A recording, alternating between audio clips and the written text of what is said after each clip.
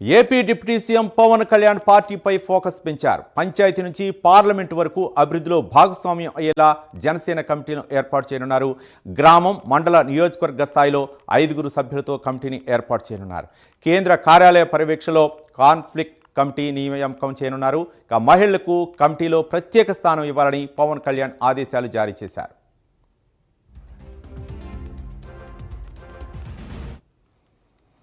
AP deputy CM Pawan Kalyan పార్టీపై focus పెట్టారు. గ్రామ స్థాయి నుంచి పార్లమెంటరీ స్థాయి వరకు అయితే మాత్రం ప్రత్యేక కమిటీలను ఏర్పాటు చేయనున్నారు. దీనిపై మరింత సమాచారం మా కరెస్పాండెంట్ రాజ్ కుమార్ మరిన్ని వివరాలు అందిస్తారు. రాజ్ కుమార్.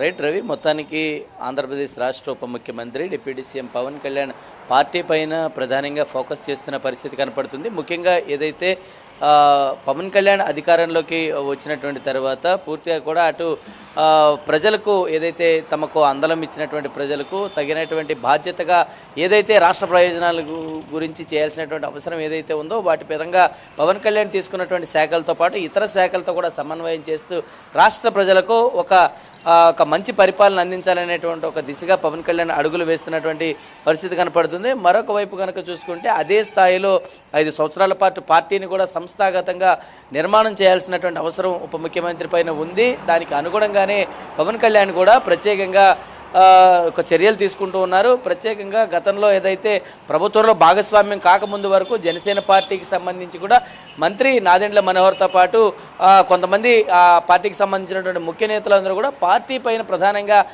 తీసుకుని పవన్ కళ్యాణ్తో పాటు ముఖ్యంగా పార్టీ యాక్టివిటీస్ని రెగ్యులర్గా చేస్తూ బిజీగా ఉండే. కానీ ఎప్పుడైతే ప్రభుత్వం ఏర్పాటైనటువంటి తర్వాత ఆ పార్టీ పైన చాలా బాధ్యత ఏర్పడింది. ఆ పార్టీకి సంబంధించి అధ్యక్షుడిగా ఉన్నటువంటి పవన్ కళ్యాణ్ రాష్ట్ర ఉప ముఖ్యమంత్రిగా ఉన్నారు. అదేవిధంగా ఏదైతే పిఎస్సి చైర్మన్గా ఉన్నటువంటి నాదెండ్ల మనోహర్ రాష్ట్ర పౌర సరఫరాల శాఖ మంత్రిగా ఉన్నారు.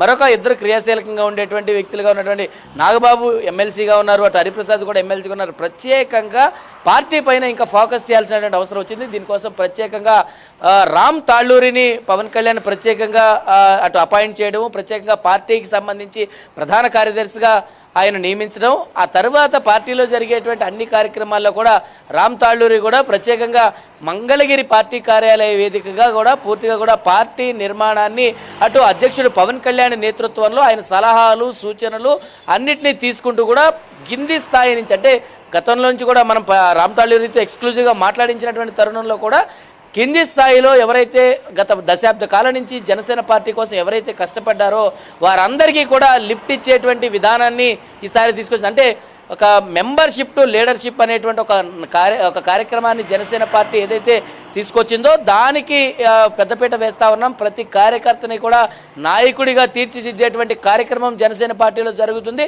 ప్రతి ఒక్క సమస్య పైన అటు ప్రభుత్వంలో ఉంటూ భాగస్వామ్యంగా ఉన్నటువంటి జనసేన పార్టీ ప్రజలకు ఏదైతే హామీలు ఇచ్చిందో ఎన్నికల సమయంలో ఆ హామీలతో పాటు ప్రత్యేకంగా ఆ ఒడిదుడుకులు ఏవైతే ఉంటాయి అంటే సపోజ్ మత్స్యకారుల సమస్యలు కావచ్చు, మన రైతాంగం సమస్య కావచ్చు, మోంతా తుఫాన్ వల్ల జరిగినటువంటి నష్టాలు కావచ్చు, అటు పవన్ కళ్యాణ్ తీసుకున్నటువంటి శాఖలపైన ఇలాగా పవన్ కళ్యాణ్ పూర్తిగా కూడా రాష్ట్రాన్ని ఒక మెరుగైనటువంటి రీతిలో అభివృద్ధి చేయాలనే ఒక నిర్ణయం తీసుకునేటువంటి క్రమంలో ఇటు రామ్ తాళ్ళూరి కూడా దానికి సంబంధించినటువంటి బాధ్యతలు అదేవిధంగా పవన్ కళ్యాణ్ నేతృత్వంలో తీసుకుని వెళ్తా ఉన్నారు. అటు సీనియర్ నాయకులుగా ఉన్నటువంటి నాదెండ్ల మనోహర్తో పాటు హరిప్రసాద్ వీరందరి సలహాలు సూచనల మేరకు ప్రత్యేకించి పవన్ కళ్యాణ్ కూడా ఇలాంటి ఒక సీనియర్స్ నాయకులందరినీ కలిపి ప్రత్యేకంగా పార్టీని కూడా డెవలప్ చేయాలనేటువంటి ఒక విధానాన్ని తీసుకుని వెళ్తా ఉన్నారు. ప్రత్యేకంగా ఈ బాధ్యత అంతా కూడా రామ్ తాళ్ళూరి తీసుకున్నారు కాబట్టి నేరుగా కూడా ప్రత్యేకంగా సేనతో సేనాని అనే ఒక ప్రత్యేకమైనటువంటి కార్యక్రమాన్ని తీసుకుని వచ్చారు. ఆ కార్యక్రమాన్ని కనుక చూసుకుంటే ఎవరైతే అటు క్రియాశీలక కార్యకర్తలుగా ఉన్నారో వారు వాలంటీర్లుగా పనిచేస్తూ ఉన్నారో వారి సలహాలు సూచనల మేరకు కమిటీలు వేయాలనేటువంటి ఒక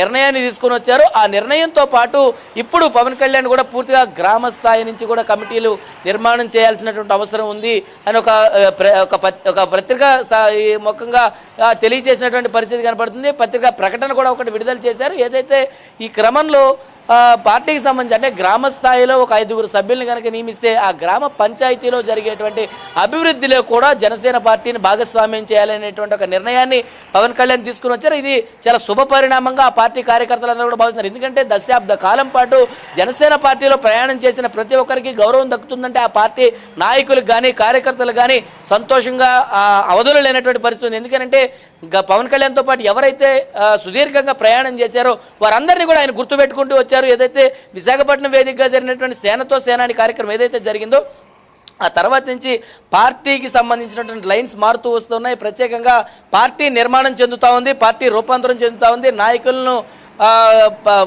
ముందుకు తీసుకెళ్తూ ఉన్నారు, నాయకులను ఎమ్మెల్యేలుగా తీర్చిదిద్దారు ఇప్పటికే చాలామంది నాయకులను.